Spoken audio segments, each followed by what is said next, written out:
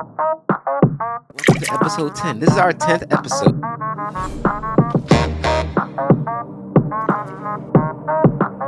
Welcome back to another great episode of Better Nurse Corp. It's your favorite color in the world, brown, along with my co-host Ruse, and this is our 10th episode. Okay, it's our 10th Yes, it is. episode, and I think We this finally is hit double introductory. digits. Yes, very, very happy.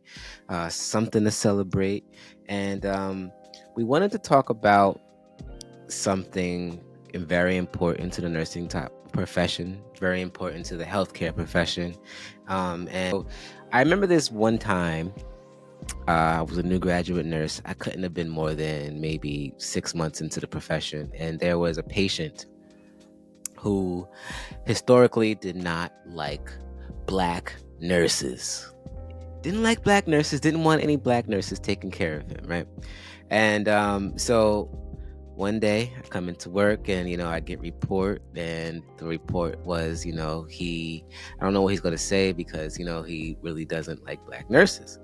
So I'm like, okay, mind you, I don't know what this guy looks like at all. I don't even ask what, nationality he is or race he is, if that's what you believe. Good. I don't ask any of those questions. I'm like, whatever, I'm just going to Just be another. myself. Do what I have to do, be myself. Mind you, context, I'm 6 months in, right? So I go in the room, introduce myself, and I'm immediately perplexed because, I noticed that his skin color is within maybe 1 or 2 shades of mine. Obviously, I'm a black man, everyone, if you don't know, I'm a black man. And this man was a Dominican male, right? Dominican man, and he was literally 1 to 2 shades, lighter than me. Interesting. So, I introduce myself, and I can already tell when I walk into the room. He gives me this look of like, Here we go. So I then take it as an opportunity to challenge myself. I'm like, all right, let me just be myself. Let me just not so much try to prove this guy wrong, but let me just, see if I can change his mind. And so, I introduce myself, and, after a conversation, he tells me, I really would prefer another nurse.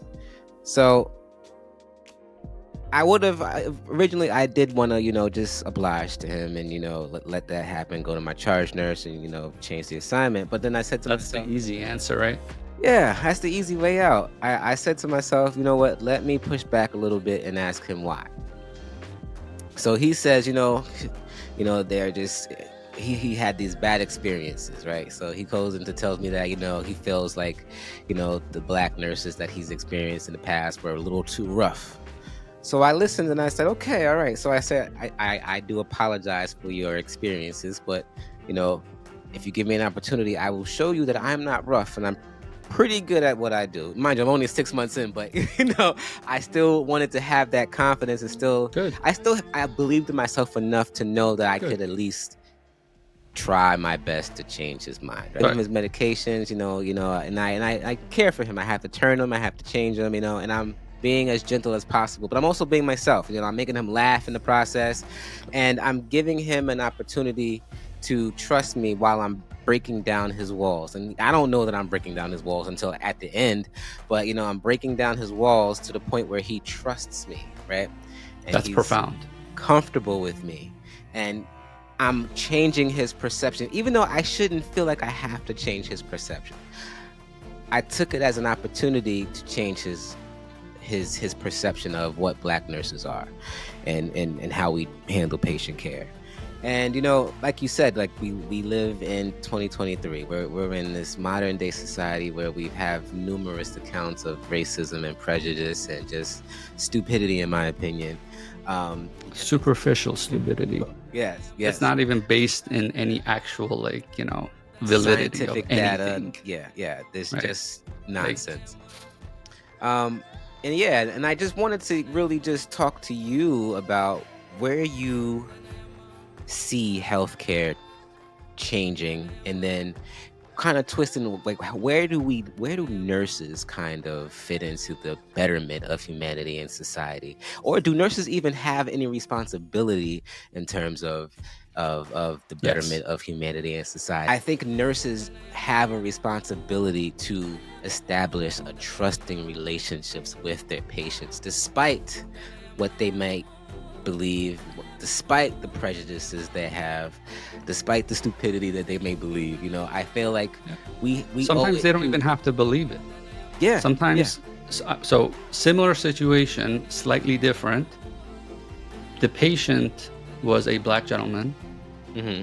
and his perception of healthcare, not just me, Yeah. I was just a pawn, a representative of the healthcare that he's experienced. And he flat out said, if I was any other color, I wouldn't have been in this situation, is essentially what the sum of the conversation was. Mm-hmm. And I turned around to him and I said, this is an opportunity that we can have a conversation. In my head, same thing. Like, I don't think I need to prove myself to you. I know who I am. I'm comfortable in my own skin. But as your caretaker, it is my responsibility to make that effort to bridge that trust. Yeah. Your own personal views don't come into this, Yeah. right? That's just professional. When you approach a patient, regardless of what their background is, regardless of whatever their situation may be that led them to stand in front of you, to sit in front of you, you have a professional obligation because that is your profession. Mm-hmm. Nursing was always voted as one of the most trustworthy profession overall, right? Yeah. There's a reason for that. We're there at their most vile, sick moments. They're not themselves. They feel these things historically. They've experienced ups and downs historically. So I turned around and I told this guy that, first of all, don't look at the skin, right? Look at my actions, right? And we had a conversation. And at the end of the day, I told him, I was like, first of all, thank you for thinking that, but if I stand in front of another white person, I'm not white, right? Yeah. Yeah. And that, having a genuine conversation, right? And I don't remember all the details at this point, but having a general conversation about, listen, your care will never be affected by me over something stupid like that. And making them feel good, make them feel trusted, Yeah. right? Trust in me, trust in the healthcare. Right. And so to your point, do nurses have an obligation to do this? My answer is a hard yes. Yeah. Because previous episodes, we talked about the ripple effect, right? If you can reach out and positively influence, not change their mind, you're not there to change their mind, but positively influence. For example, I'm Middle Eastern, okay? A lot of prejudice around Middle Easterns has existed, still continues to exist, right? Regardless of religion. I haven't even spoken about religion yet. Just the fact that I look Middle Eastern, right? These prejudices exist, but it is my responsibility as a healthcare worker to take care of that patient. Through that process, if I can positively show you that you were wrong, you don't have to believe it, but in the back of your head, you realize, all right, maybe not all of them are like that. That's a seed that can hopefully grow. Sometimes it won't. Yeah. So, in my opinion, nurses have a direct thumb on possibility of change when it comes to society. I really do believe that. You get to spend 12 plus hours sometimes with these people, multiple days. We've had patients who were multiple months, weeks, and upwards of a year sometimes. Yeah. Yeah. Right? All different circumstances. So think about how many people through that venue can you positively influence, and hopefully they pay that forward the next time they experience something like that. Yeah. I think it's a wave that we could create if we really wanted to. If the community of nurses seriously decided as a collective consciousness to make this effort, Yeah. that would be amazing. Yeah. Yeah. And I like what you said, collective consciousness, because it does take all of us. It's like, so let's talk about impact It's not on easy. humanity, right? Yeah, exactly. It's not easy. We're all human. It's not Yeah. easy. Yeah. And we all come from different backgrounds, and that takes an understanding that you might not understand this person laying in front of you, and they might not understand you, but we can find that collectiveness in our humanity, right? Correct. And I think that with Western culture and Western society and capitalism, you kind of lose track of humanity, and you kind of just focus on numbers and metrics Individualism. rather than the humanity aspect. And that's why I really hate to use the word race, because I don't believe in race, the concept of it. Human race. We're all Michael humans. Jackson said it first. Exactly. The concept has been around since like what, the not even 100 years. Like there's no such thing as race, people. So I hate it. I hate it wholeheartedly. But it's embedded in our society, so you deal with it. But we have different cultures. Yes. We're still the human race. Still humans. We're we just happen to have different amounts of melatonin and epigenetics due to our environmental changes. And then outside of that, we're still the same. We're still the same template. We're still the same template. I love that. And once you realize that, right? Like once you have that understanding, you can realize the humanity in everyone. Like they're just like you. They have emotions just like you. They cry just like you. They get happy just like you. They have families that they want to get home to just like you. Or run away from. Exactly. Right? Exactly. If we're going to talk about pushing humanity forward, right? I think that we need to kind of pushing healthcare forward. Like we were talking about making a new branch of healthcare. I think that we need to, remember that we're all one human race. We're one human race, and it's our responsibility to honestly push each other forward, right? So how do we do that? By understanding our humanity and really, and I hate to sound cliche with this, and I'm going to, but love each other, right? How does that really, what's realistic about loving each other? So what do I mean by that? I mean to look at that person while you're the nurse and the patient's in the bed. Look at that patient and say, this is a human being, and what if this was my family member? What if this was me? How would I want to be treated? How would I want them to be treated? How would I, maybe if they saw me sad, would I want somebody to make me laugh? Like, think about the humanity in that person. That's what I mean by love each other. There's a saying that Americans have. They say, do unto others that you want done unto you, something like that. Yeah, right? Yes, yeah. But there's a better version as well. Have you heard that one? What? Do unto others as they would do to themselves. And you already said that in your previous statement, right? How I want to be treated. Because maybe how I want to be treated might be slightly different than how you want to be treated, right?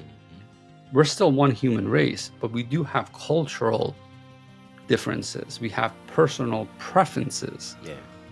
Right? We're not the same,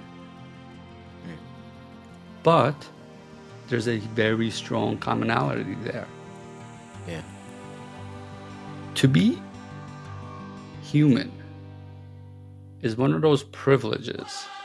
They don't consciously think about it. Yeah, and I knew you could. Okay, I got you. Yeah. We forget that. So we have these multiple modalities running, right? We have the human race, right, and all of its flaws. We have our perception of the human race and all its flaws. And when you combine them together, it gets messy. But at the end of the day, we are part of the animal system. We're just conscious beings. are at a higher level, some of us more than others. Mm-hmm. Okay? We do have knee-jerk reactions. We do have, moments of, I wish I would have acted differently, Mm-hmm. right? But as a nurse at the bedside, it is even more imperative. Like when you went back and talked to that gentleman and you spoke to them and you asked them why, right? A lot of places say we shouldn't ask why questions, right? I don't think there's anything wrong with it on how you approach it. If you approach somebody's with a wanting to know of their understanding, that makes sense? Yeah. Of wanting to know and understand them. Yeah. And they realize that your effort in questioning is not to undermine them. Your tone of voice is not there to undermine them, but to actually elicit information so you can become closer. Yeah. That's the most binary way I can explain it, right? They will open up. Most people will open up. Yeah. And so you have to, we talked about building that trusting relationship, right? And it's the nurse's responsibility to build that trusting relationship despite the exterior difficulties that may think about it. be there. If the patient doesn't trust you, you can't start an IV on them. You can't Right. put in a Foley. Yeah. You can't stick tubes where tubes don't normally go. Like, give them medications. Like, they need to trust you. Yeah. They'll outright. It's not like the old days where you showed up in a nursing uniform or a doctor's uniform, and the patient was like, "I'll do whatever you say." Yeah. Right? Society has changed. Mm-hmm. Right? They will outright refuse a medication because it's not the same color, it's not the same size, it's not the same shape, it's not the same, because your doctor didn't, because the name brand is, they will refuse for whatever reason, right? Yeah. And so if you don't honestly put in the effort to work at that trusting relationship, it's gonna be a lot of times hard for you. You're right. It's sad that we still have to have these conversations, but I mean, it's a reality, and I wanna kind of, we can't shy away from it, address it to get to a point where we can, move on from it. Because I understand that everybody is different, right? And I don't really expect everybody to, like you said, deliver patient care the way I might give patient care, or Correct. How I might want to receive that patient care if I was a patient. But you're right. Just to have the conversation with people, just to be comfortable enough and open enough to have the conversation, that will ultimately build to trust, right? And we're talking about like giving a practical example, like, if you are upset by the question, or if you are upset by the patient rather, I recommend stepping away to gather yourself, right?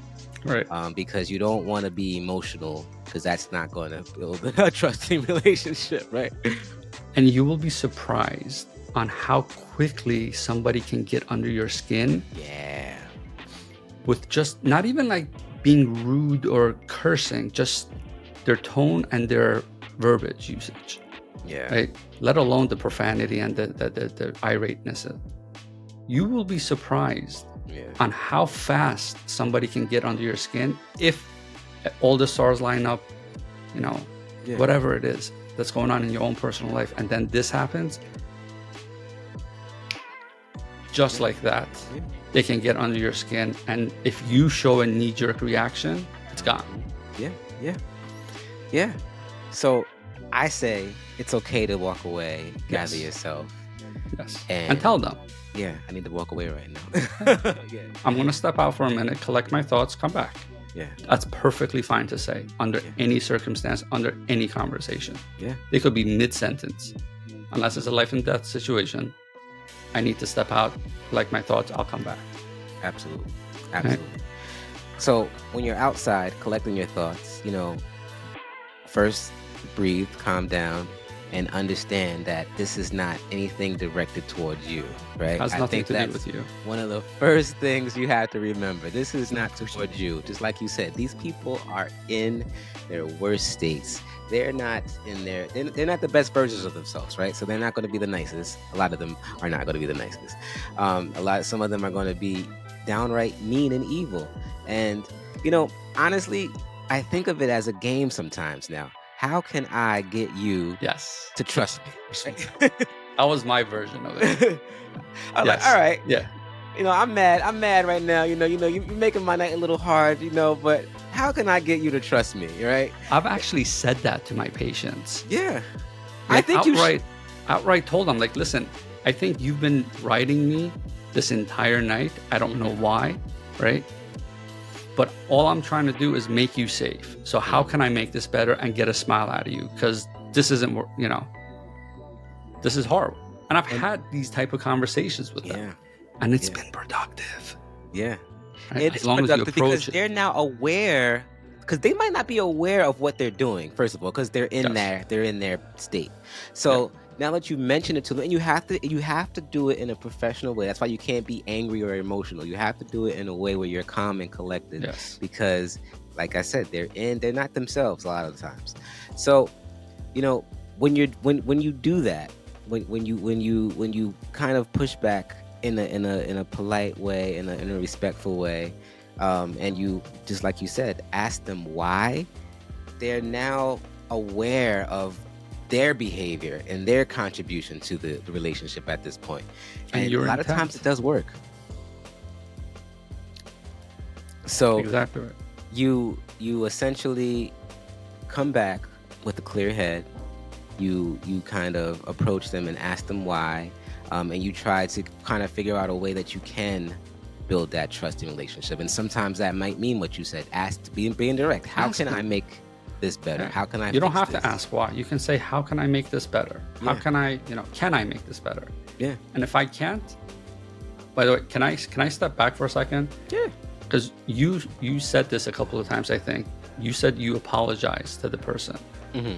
I don't know if you said it or you said I'm sorry. Yeah. The words I'm sorry came out of your mouth. It's like, I'm sorry you experienced that, or I'm sorry you had those experiences.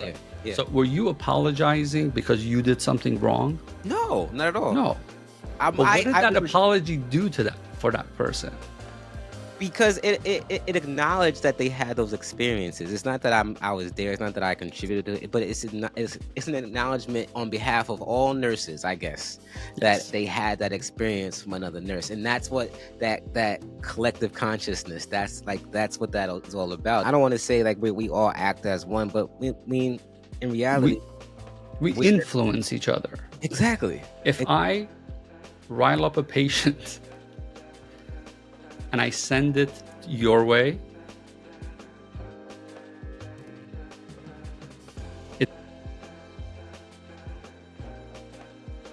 it's going to be a bad shift for you.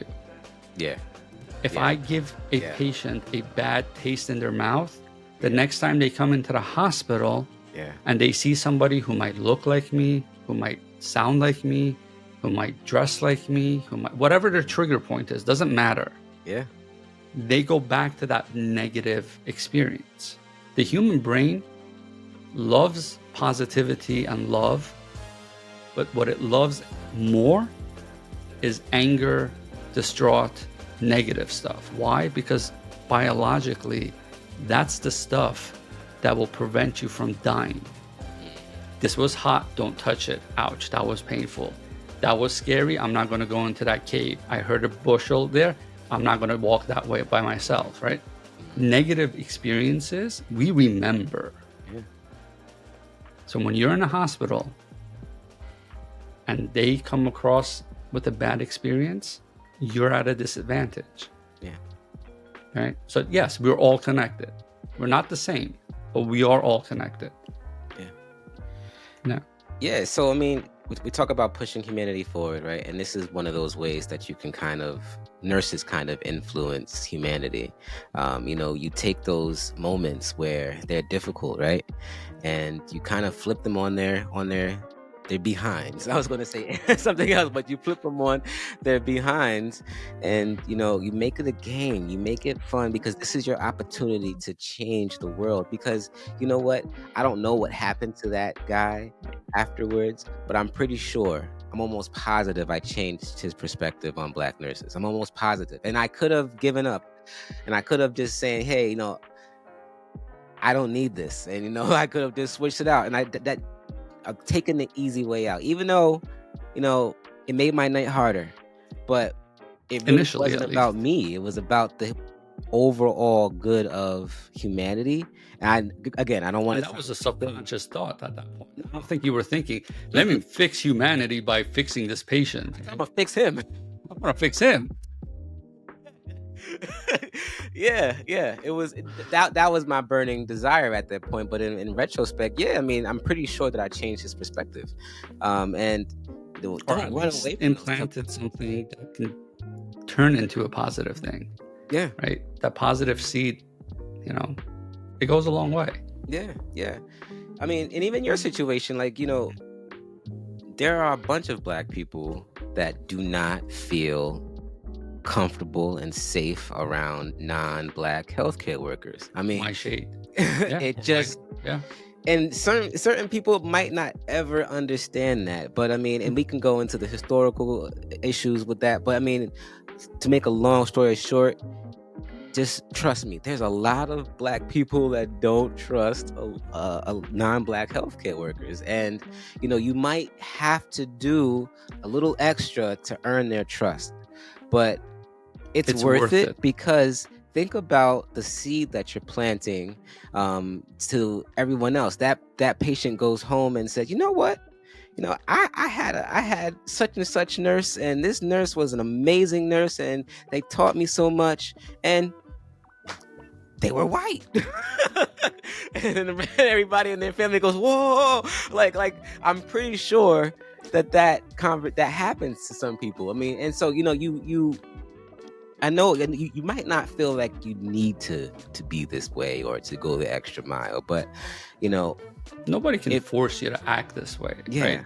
Nobody can make you. Nobody's looking over your shoulder. Nobody's right. It's when you're with your patient, it's you and your patient. The patient doesn't know you, doesn't know your historical baggage, doesn't know anything that's going on outside of that essentially bed, right? Or those four walls at that moment. So you standing in front of them, for my new nurses, it's an opportunity to reinvent yourself. If you're shy, you're thinking, you might be hearing this and go, that will never be me. I could barely stand in front of one patient and speak, right? Yeah. I'll be the first person to admit, I'm one of the shyest people you'll ever meet. Yeah. But when I became a nurse, I made a conscious decision to allow myself to be in those uncomfortable situations because A, they're safe. It's a conversation, right? And learning and practicing over the years of talking to patients and cracking jokes with patients, see what works, see what does. I tell my students this, and I've said this, I don't think I've said it recently. After a while of being a bedside nurse, you can be an improv stand-up comedian. Yeah, I would agree. Yo, nursing, like, you're put in some, I mean, and this also depends on what department, what type of nurse you are, but generally you're put in how much trouble you seek, some sticky situations there, and you have to be quick on your feet and witty, and you kind of have to learn little ways to do that, and it's a talent that has to be developed. So you're right, don't shy away from those situations, rise above them. I don't want to sound cliche, but I promise you, new grad nurses, look at me, you will be put in some crazy situations where you'll have to think quick on your feet, and the more you do it, the better you get. So don't be scared. You're gonna make mistakes. Just try to make the least amount of mistakes as possible, and go back and reflect. What could you have done better in those situations or that situation? Those moments, take the time. You'll be golden if you do those things, man. If you set up the shift with expectations that are positive, generally speaking, you'll finish positive. It might be a rough shift, but generally speaking, you can still. And then here's the other thing. If you're one of those nurses who does 2 or 3 in a row, if night 1 turns into a battlefield with that person, how do you think night 2 and 3 are going to go? Yeah. Now you got even more work to do. And sometimes you can't even recover from it. Right? Set the expectations, set it early, tell them we're going to have some fun, and talk to them. Yeah. There's nothing wrong with that. There's nothing wrong with that. You develop these skills over time. You practice what works, what doesn't. And eventually, when you feel like you could stand on stage and ramble off something, right? Do it. Do it, because that's also fun. Yeah. Yeah. Right? Yeah. Enjoy yourself. Work. So when we talked about previously, like make work fun, this is part of it. Like it's all connected, right? You have perceived racism, you have perceived biases, you have perceived negative experiences, right? These things can be mitigated by other tools that we have, right? And if the culmination becomes society eventually becoming more understanding of each other, or at least willing to have a conversation, right? And a conversation, not like I speak over you, you speak over me, I barely listen to you kind of thing. Because as a nurse, you have to actively listen. Can we talk about that real quick? You have to actively listen, because if you pretend that you care, they'll see right through it. Mm-hmm. If you ask a question, ask it because you're genuinely, unless you're a good actor or actress, I don't know. Some people are. I'm not. No, a lot of people can see right through BS. And a lot of them will call it out. I mean, I mean, we work in New York, so we probably get more people call it out than other states. But you know, they do see it and they will call it out rather quickly. And that's when it comes to just remembering the humanity aspect of it. And I like, listen, like guys, like we're all humans out here, right? And when you lose track of the humanity aspect of healthcare and your job, I just think you're going down a slippery slope. You're not. You're. Honestly, at that point, I think it's time for another job. Yeah. Yeah. Because nursing, specifically in healthcare, is so upfront and personal with another human being. Mm-hmm. When you log roll that patient, right? For my non-clinicians, a log roll is when you're incapable of getting out of bed, Mm-hmm. and we literally roll you to the side. We grab your legs if you have, we grab your arms if you have, we grab your torso if you have, we grab whatever you have, and we flip you to the side. Yeah. To clean you, to do different things with you. And you're inches away from people's most private, I'm not even talking about the nether regions, like that is the most intimate. You want to talk about an intimate experience? Smelling things, good and bad. Inhaling the same molecules. Yeah. Wear a mask. Right? It's an intimate job. It's a close quarters job. It's a hands-on job. But it doesn't have to be a job. It could be a career. And in that career, you can have that humility in there. You can maintain that humor in there and preserve that humanity in there. Yeah. We have a direct, I honestly think it would be a correlative causality. If nursing as a collective consciousness made the effort to impact society in a positive way, I think it would be one of the most direct routes. Yeah. Because a lot of other people, they need venues. You have a platform. It's called your nursing floor, right? Yeah. You have that platform. You don't need another platform. Right. Right. And you get paid to do it. Yeah. Yeah. Even when Why it comes not? down to politics, I mean, I really feel like, you know, they talked about the year of the nurse and all that stuff, but Yeah.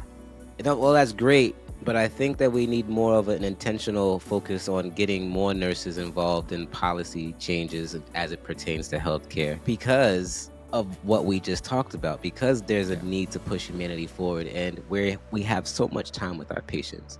And we influence the patients and their family members, and those impacts can go on for a lifetime, right? So Mhm. how do we intentionally do that? And a lot of it comes from regulations as well, and I just think we need to collectively, right, uh, figure out ways to penetrate that space. Nurse to patient ratios, safe staffing ratios rather, access to quality healthcare, um, more of an emphasis on preventative medicine versus pharmaceuticals for everything. Yeah, it's just I think that we need to have more of a legislative position Say. to make effective changes in those areas. Yeah, because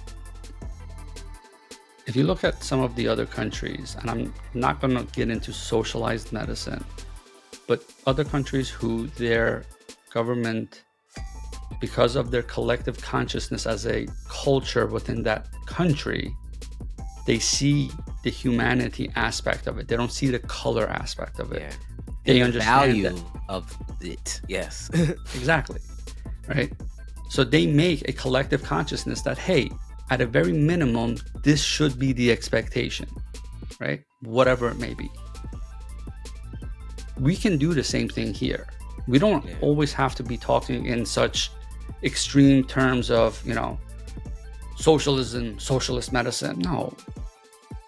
How about humane medicine? Yes. Yeah. Yeah.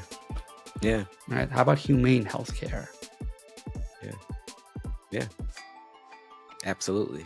Humane. We're, like I said, humans, not black, white, Asian, Israel, Can I say Palestinian. something? Like we're all humans. Yeah, that's the And unfortunate part. If you want to refer to what's going on into the world right now, it's just one of the saddest things yeah. that people are doing. They're killing each other. I understand it's over religion. I understand that's a touchy subject. I understand that, historical, whatever. But, dudes, we're literally the same, Yeah. right? Can I say something that might be controversial for some people? I might not know this actually, because Please do. did you know that we all start up as females as well? You were a girl once, All start up as females, and then our chromosome changes and later. it kicks in, and you have those hormonal changes. You go through 2 puberties, one in the womb, one outside the womb. Interesting. Interesting, right?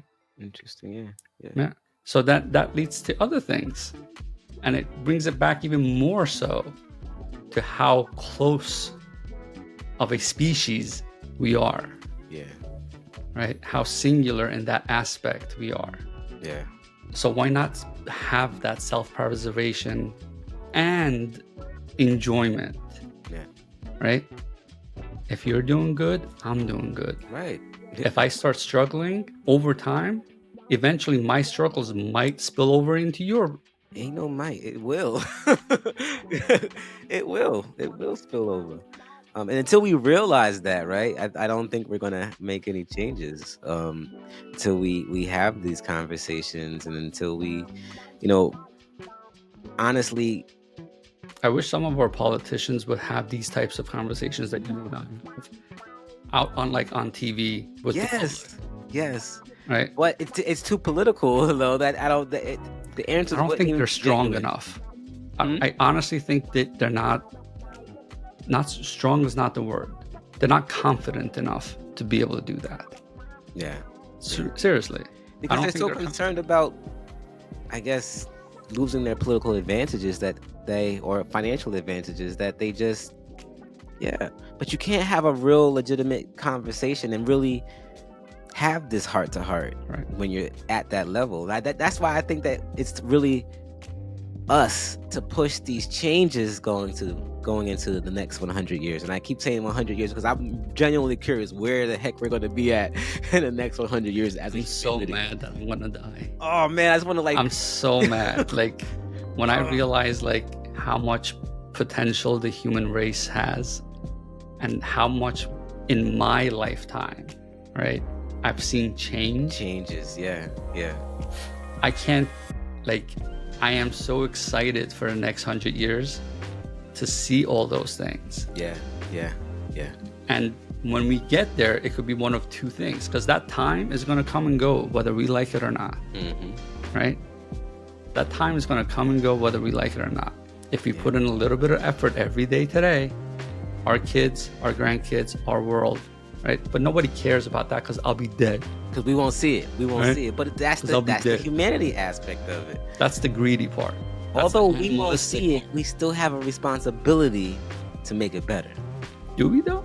I think so. I think so. Because some people I think are nihilists, man. I think they're anarchists, nihilists, and they've just given up on the human race.